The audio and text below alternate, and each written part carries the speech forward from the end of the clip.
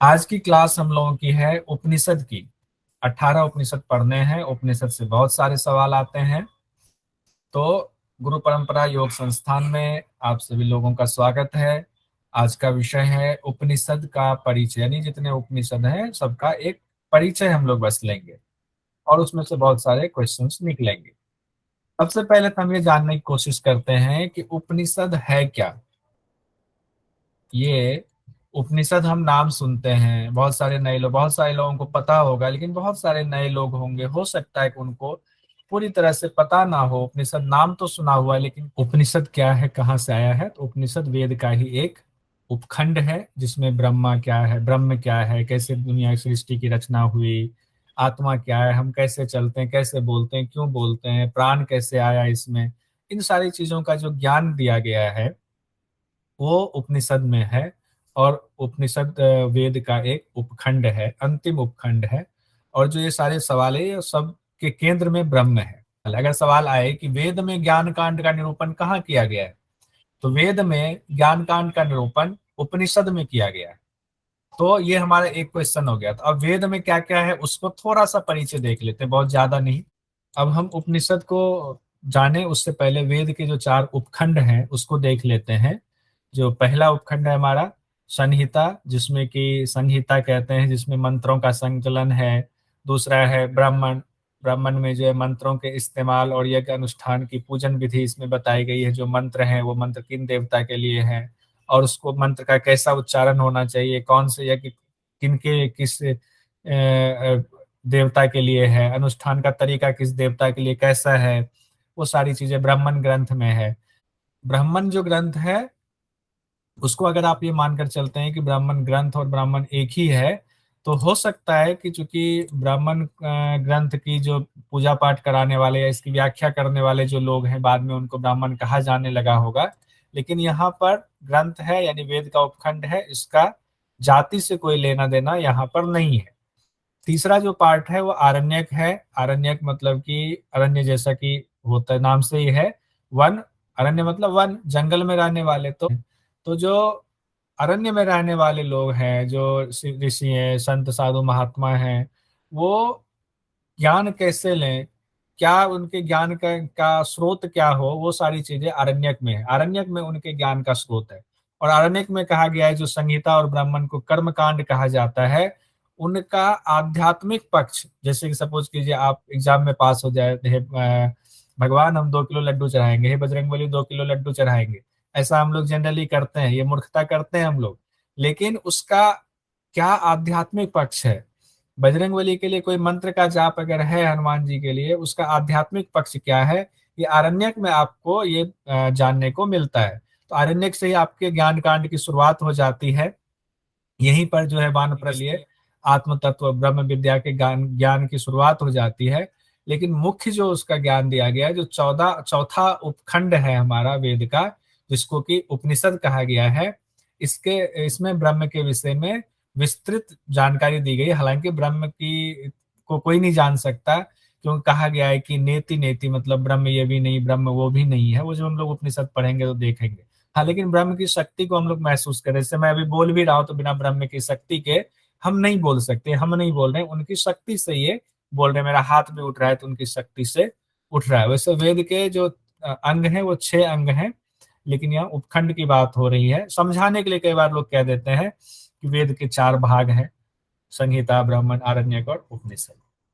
अगर आप गीता पढ़ने वाले हैं, चाहते हैं कि आप गीता का पाठ करें, तो उपनिषद पढ़े बिना गीता का पाठ करना आपको समझ में नहीं आएगा। इसीलिए विद्वान लोग कहते हैं कि अगर आपको गीता का पाठ करना, गीता को जानना है, तो पहले उपनिषद पढ़ लीजिए, तो गीता को समझना आपके लिए बहुत आसान हो जाएगा। अब है परीक्षा की दृष्टि से एक सवाल सपोज कीजिए आ सकता है, उपनिषद वेद का कौन सा अंग है। या चलिए पुंडलिक जी ने कहा कि अंग ना दे करके भाग दे देते, एकदम सटीक हो जाएगा। चलिए, उपनिषद वेद का कौन सा भाग है।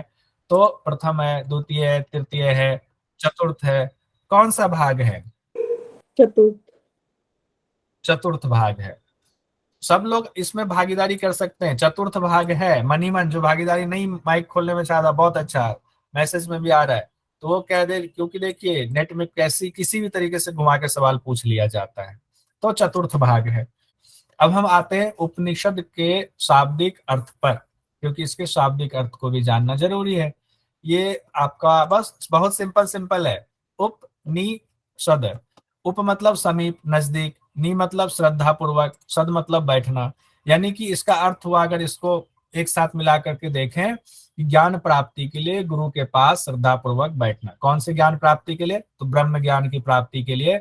जब उपनिषद में आएंगे तो उसमें है भी, क्वेश्चन भी पूछते हैं शिष्य और गुरु, बताते हैं कि ब्रह्म क्या है, सृष्टि की रचना कैसे हुई ये बताए, कैसे हमारा हाथ उठता है, कैसे वाणी जो है अपनी शक्ति निकाल रही, कैसे आवाज निकल रही है।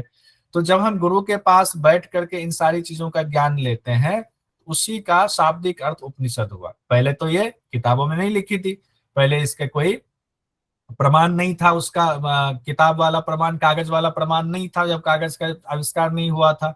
तो बाद में इसको भोजपत्र पर लिख करके अब इसका संकलन हो गया है, इसलिए आपके सामने किताब के रूप में उपस्थित है, पहले ऐसा नहीं था। अब जो है हम आते हैं, इतना थोड़ा सा हमने परिचय देख लिया, बहुत शॉर्ट में परिचय देखा है, कि अब नेट जेआरएफ जो हम लोग एग्जाम देने वाले हैं, उसके सिलेबस में 18 उपनिषद हैं, जिसमें से 10 मुख्य उपनिषद हैं और 8 आपके योग उपनिषद हैं। ध्यान रखिएगा, 10 मुख्य उपनिषद, 8 आपके योग उपनिषद हैं। तो देखिए 10 मुख्य उपनिषद, इसकी लिस्ट आपके सामने है, और 8 जो मुख्य उपनिषद हैं उसकी लिस्ट भी आपके सामने है। 8 या 2 नीचे है यहाँ पे, छांदोग्य और बृहदारण्यक। तो इस तरह से मुख्य उपनिषद आपके ये 10 हो गए, और योग उपनिषद आपके 8 जो हमारे सिलेबस में है, जो हमें पढ़ना है। अब इसको याद करना पड़ेगा, आपको सीक्वेंस याद करना पड़ेगा। हो सकता है आपके एग्जाम में आ जाए, एग्जामिनर जिस तरीके से सभी सवाल पूछा जा रहा है एकदम गहराई से, कि मुख्य उपनिषद का या मेन उपनिषद का जो है पहला उपनिषद कौन सा माना गया है, तो ईशावास्य उपनिषद या इस उपनिषद, या तो ईशावास्य आपको दे दे, या आपको दे दे सिर्फ ईशा ईशा उपनिषद या इस उपनिषद। तो अब आपको कंफ्यूज नहीं होना है कि इस उपनिषद और ईशावास्य उपनिषद अलग अलग तो नहीं है, तो दोनों एक ही है, ईशावास्य उपनिषद या इस उपनिषद। ये दोनों चीजें ध्यान देंगे, शब्द में गड़बड़ हो सकती है, तो एग्जाम में हम कंफ्यूज नहीं होंगे। और कौन कौन सा? केन उपनिषद, कठ उपनिषद, प्रश्न उपनिषद, मुंडक उपनिषद, मांडुक। देखिए मुंडक और मांडुक में कंफ्यूजन होती है, मुंडक अलग है, मांडुक्य उपनिषद अलग है, ऐत्रेय अलग है, ऐत्रेय उपनिषद, तैत्रीय उपनिषद, छांदोग्य और बृहदारण्यक, बृह ना होकर बृहदारण्यक, बृहदारण्यक उपनिषद। उसके बाद योग उपनिषद में है श्वेतासुर उपनिषद, जो कल हम लोग कह रहे थे भवेता उपनिषद, योग कुंडलीय उपनिषद, लेकिन जनरली श्वेताश्वर उपनिषद नाम से ही आपके सामने आएगा। योग कुंडलीय उपनिषद, योग चूड़ामणि उपनिषद, त्रिशिख ब्राह्मणो उपनिषद, योग तत्व उपनिषद या योग तत्व उपनिषद, ध्यान बिंदु उपनिषद, नाद बिंदु उपनिषद, योग राज उपनिषद। छांदोग्य उपनिषद को सबसे प्राचीन उपनिषद माना गया है, ये ध्यान रखिए, 3 से 4 बार रिपीट कर लेंगे। छांदोग्य उपनिषद सबसे प्राचीन उपनिषद, इसमें देवकी पुत्र कृष्ण की चर्चा है। उसके बाद बृहदारण्यक उपनिषद, सबसे बड़ा उपनिषद कौन सा है, तो बृहदारण्यक उपनिषद है। सबसे छोटा उपनिषद कौन सा है, तो मांडुक्य उपनिषद है। ध्यान रखिए, मंडूक, मुंडक और मांडुक अलग अलग है। यह है मांडुक्य उपनिषद, इसमें सिर्फ 12 मंत्र की चर्चा है, और शंकराचार्य ने 10 उपनिषद पर भाष्य लिखा। कई जगहों पर कहा जाता है 11 उपनिषद पर भी भाष्य लिखा।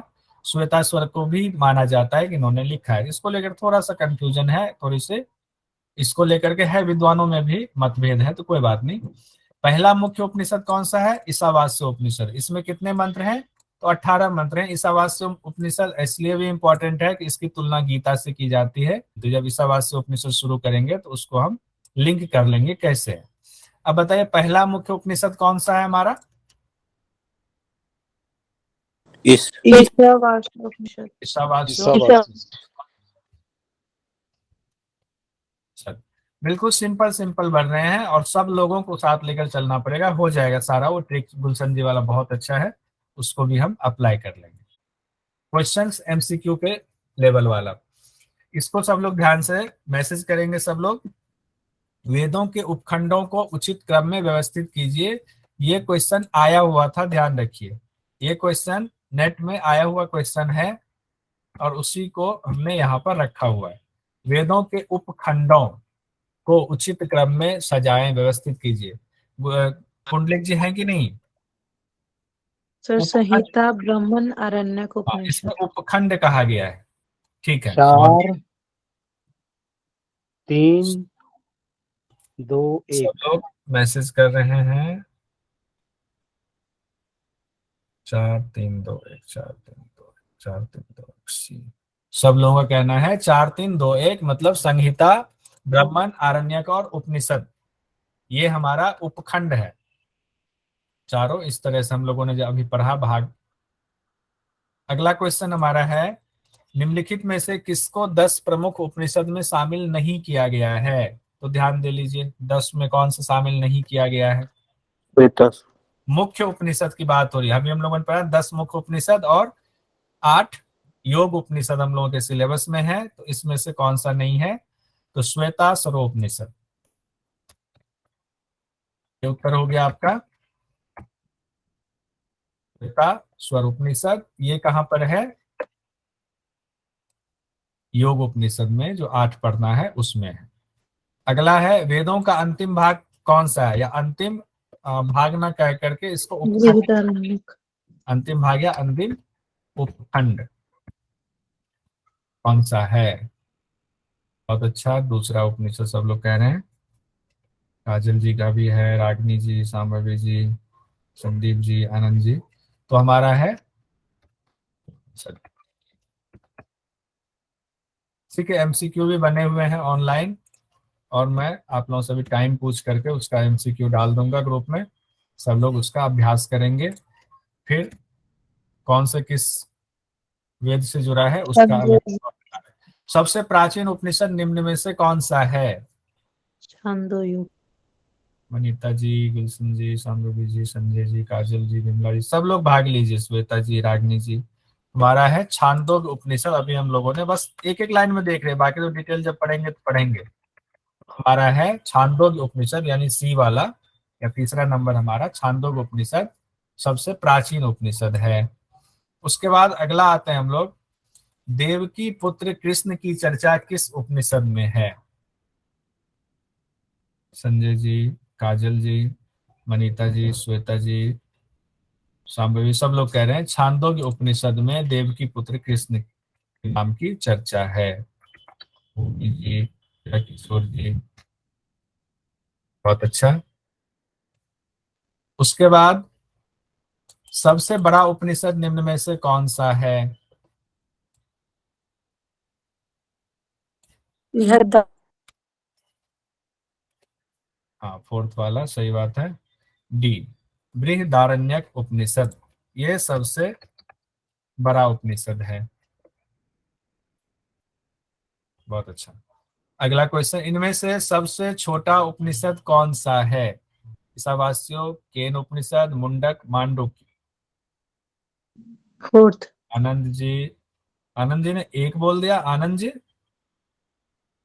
देखिए इसमें कंफ्यूजन इसलिए होती है, आनंद जी चेंज कीजिए, कि ईशावास्य उपनिषद में 18 मंत्र हैं, और जब आप YouTube पर खोलेंगे ना ईशावास्य उपनिषद, उसमें कई जगह पर वीडियो मैंने देखा है जिसमें पहली बार शायद बना रहे होंगे, वो गलती उनसे हो गई कि 18 मंत्र सोच करके उन्होंने कई जगह बोला, कई लोगों ने बोला हुआ सबसे छोटा उपनिषद, सबसे छोटा उपनिषद।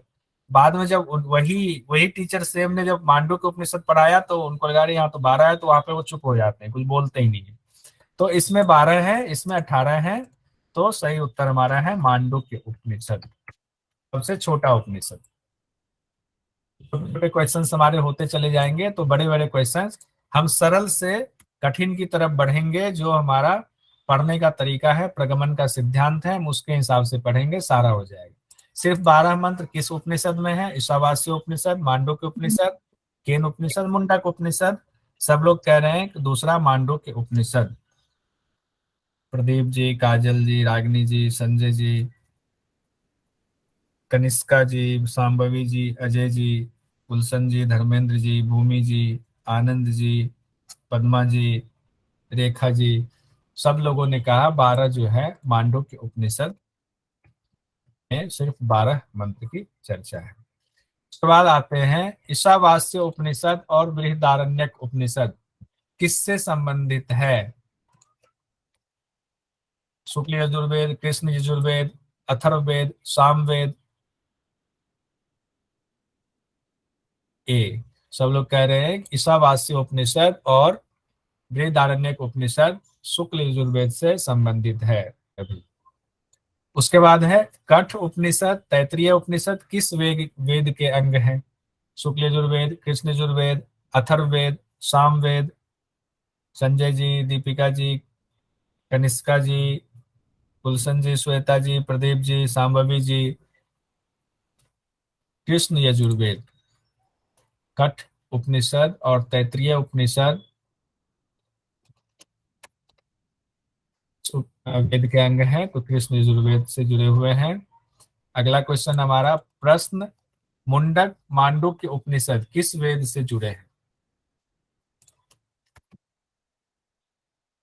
तो कहना है तीसरा नंबर अथर्ववेद से जुड़े हुए हैं। प्रश्न, मुंडक मांडुक्य अथर्ववेद से जुड़े हुए हैं। उसके बाद केन और छांदोग्य उपनिषद किस वेद के अंग हैं? केन और छांदोग्य उपनिषद किस वेद के अंग हैं? केन और छांदोग्य सामवेद के अंग हैं। केन और छांदोग्य सामवेद के अंग हैं। ब्रह्मा जी, संजय जी, शांभवी जी, गुलशन जी का है क्या? गुलशन जी का तो होगा नहीं। बहुत बढ़िया। अगला आते हैं ऐत्रेय उपनिषद किस वेद का अंग है? ऐत्रेय उपनिषद शुक्ल यजुर्वेद, कृष्ण यजुर्वेद, अथर्ववेद, ऋग्वेद। ऐत्रेय उपनिषद, तो ये ऐत्रेय है। काजल जी, कनिष्का जी, प्रदीप जी, श्वेता जी, दीपिका जी, ऋग्वेद से जुड़ा हुआ है। ऐत्रेय उपनिषद ऋग्वेद से जुड़ा हुआ है। इतना क्वेश्चन हम लोगों ने देख लिया। अगली क्लास में चिंता मत कीजिए, जो फॉर्मूला रह गया हुआ है इसको याद करने का, जो अभी गुलशन जी कह रहे थे और ग्राफिक्स ठीक से नहीं बन पाया, उसको हम लोग नेक्स्ट क्लास में सब लोग एक साथ याद कर लेंगे। लेकिन उससे पहले हमें कोशिश करनी है कि 10 के 10 हमें मुख्य उपनिषद और 8 हमें योग उपनिषद याद हो जाए तो बहुत अच्छा रहेगा।